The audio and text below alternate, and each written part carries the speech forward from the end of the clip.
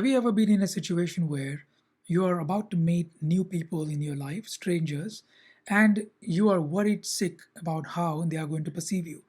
Or maybe you are put in a position where you have to present at work, give a presentation, or give a speech in front of a bunch of people, audience, and you have a tremendous amount of stage fright. Or you are going on a date with a girl or a guy and you cannot stop thinking about how you are going to be perceived. Maybe you are going to work and you are worried about how your colleagues or your bosses think what they think about you. This is the fear of judgment. And living in this fear of judgment, what other people are thinking about me, feeling ashamed of certain attributes about me, whether I have pimples on the face, or whether I have a physical appearance which I don't like, or whether I have a certain way I look. This is all fear of judgment. And we are going to today talk about how to go beyond all fear of judgment. Okay, this is the Finding Awareness YouTube channel, and if you keep watching this video, you may not find all the answers that you're looking for. You may not go completely beyond all fear of judgment, but you will have a pathway towards it.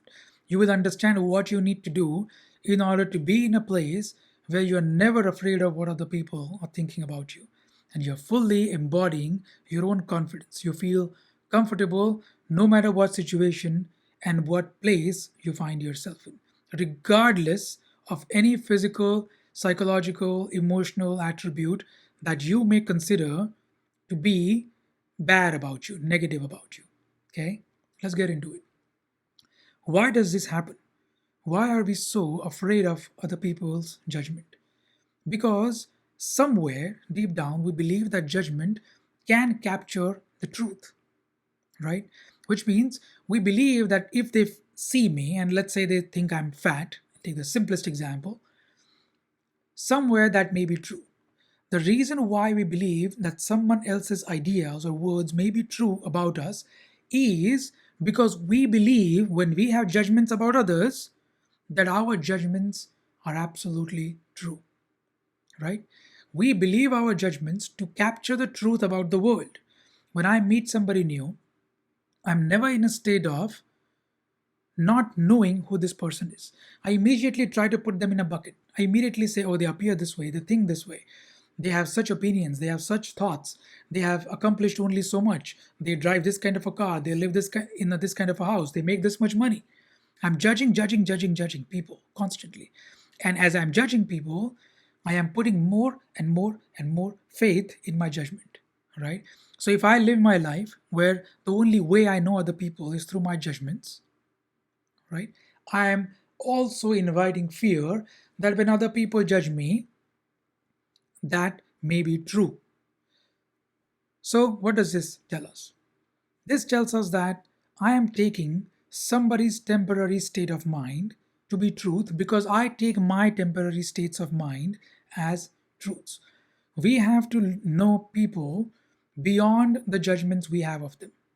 Similarly, we have to know ourselves beyond the judgments that people have of us. Okay? It goes both ways.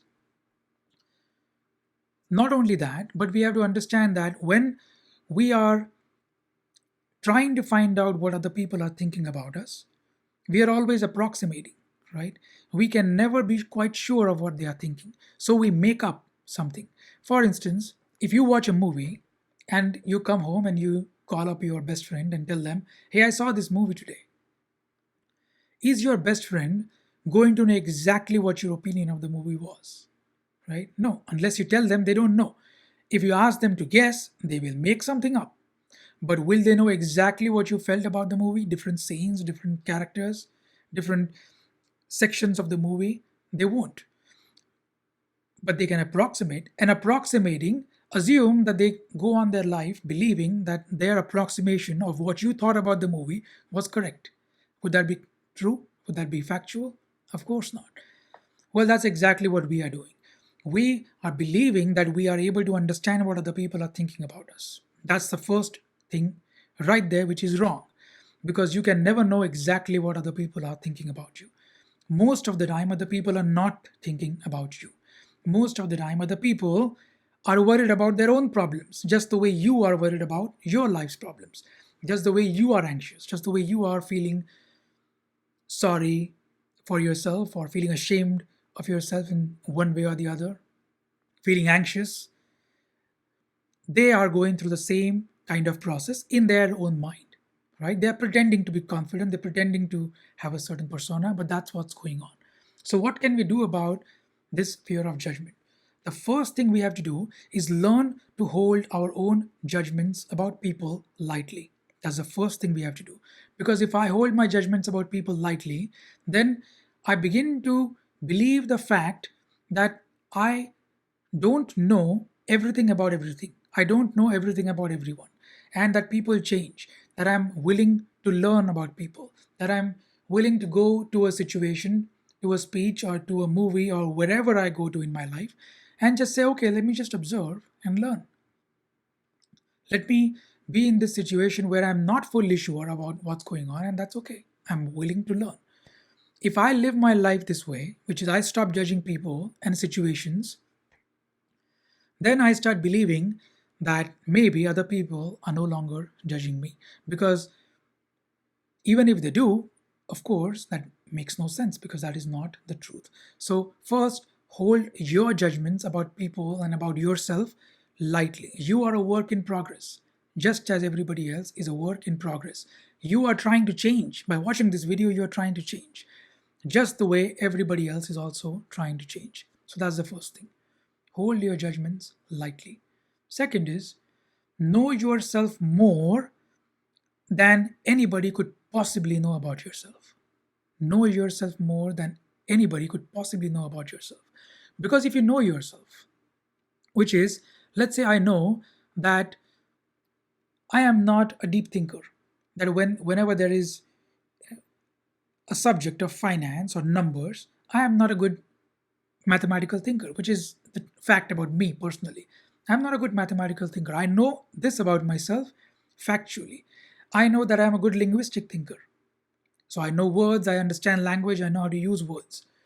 So if I'm in a group and people are talking about mathematics, people are talking about finance and numbers, and I don't understand anything, I don't take that as something to be afraid of, something to fear, because I already know that I don't understand these things. And I have completely accepted that I don't understand these things. Make sense? If I wished that I understood this, I wish that I should understand mathematics more, and I judge myself for being poor as a mathematical thinker, then of course I'm afraid of their judgments. So you have to know yourself so well that anybody who calls you stupid, if you know you are stupid, there is nothing to be afraid of. Oh, yeah, I'm stupid. Big deal. I'm stupid in these matters. I don't understand these matters. I don't understand politics. I don't understand whatever you're talking about, and that's okay. Big deal. That's okay. When I understand something really well, I understand, for example, the human mind, I understand self awareness, and you come to me and say, I'm a fool, that's your opinion. Because now I know the fact about myself. So the more I know the truth about myself, the more I do not take your version of my reality as fact. Know yourself more than anybody can possibly know you. Because when you do that, no matter what they say, negative or positive, doesn't make any difference to you because you know what the fact is. And if you know what the fact is, you are never afraid that they may reveal something about you that you don't already know. Okay, what is the process to that? Watch my other videos, watch other videos on this channel. You know what it takes: meditation, writing, observing your own thoughts, thinking about various aspects of your life, thinking about your past, understanding yourself in depth. All of it is involved. Okay, the third thing. The third thing is you have to learn to identify yourself based on your strengths. Okay, identify yourself based on your strength, which means your identity should come from the things that you feel proud about in your life. You as anyone else has gone through many failures. You as anyone else has learned from their failures, has built themselves up, has tried hard to work towards something, no matter how small it is, and accomplished it. Find your accomplishments. Observe yourself and know the things which you are good at. and make those the basis of your core identity. Don't make the things that you know are a work in progress a basis for your identity. For example, if you're trying to lose weight and right now you are overweight, you're unhealthy, fine. Don't make that a part of your identity. If I make that a part of my identity, if I make my appearance a part of my identity, then every situation I go to, I'm feeling afraid that other people are going to judge me for how I look, and I feel ashamed of it constantly. Shame in itself is a very big topic. So if you want to watch another video about how to deal with shame, put a comment below so I know that you're interested in watching such a video. But understand that don't define yourself based on the things which you think you are weak in or possibly you don't even care about. For example, I don't care about having a very mathematically oriented mind. I don't care about having financial wisdom or financial education. I don't care about those things. I just don't. So I'm not going to define myself based on that. So if a bunch of people are talking about those things, I don't feel bad at all. Okay, this is just an example. Whatever embarrasses you, ask yourself if that truly matters to you. Sometimes those things don't really matter, and we are simply defining ourselves in ways which we don't truly want to define ourselves and making our own life harder for us. Okay, so first thing, hold your judgments about other people and the world lightly. Always be in a state of learning. Second thing, know yourself more than anybody can possibly know you. Because then, whatever they are saying doesn't matter. If it's negative, so what? If it's positive, so what? You only work with the fact of who you are. Know yourself. Okay? And the third thing is, identify yourself only through your strengths, such that the things that you feel shame about, whether it's a physical attribute, maybe you're too short, maybe you're too tall, maybe you think that your face is appearing a certain way, you look at yourself and you think that you're not beautiful. All of this is a lack of acceptance of who we are at the deepest level. Accept yourself. When you accept yourself, you realize that sometimes the things are just the way they are. Sometimes you have to identify yourself through other things, through the things that you feel proud of, through the things that you feel strong in. So, if you can do these things, think in these directions, you will realize that you come to a point where you can be yourself without ever feeling any fear about being judged. And judgments are going to happen no matter what you think or say or what you feel about them. But it doesn't matter because a judgment is a temporary fact in somebody else's mind. Even if I could see that fact correctly, it doesn't matter. Most of the cases, I don't even see what they are thinking correctly. I just make it up. So I am judging myself and I am criticizing myself. I am making myself feel ashamed and I am making my own life harder. Learn to accept yourself as you are, know yourself as you are, and free yourself of all fear of judgment. Okay? You are amazing the way you are. You're unique the way you are. All you have to do is know yourself deeply enough, well enough, profoundly enough to feel these statements within your body. You have to feel the truth of what was said within your body. Don't take my word for it. Meditate about these things. And if you get a glimpse of those things, write them in your journal, write them in a book, write them over and over again. If you have a glimpse of how you can feel confident in who you are. If you like this video, leave a comment below and put questions about what kind of videos you want to see in the future. Talk to you soon.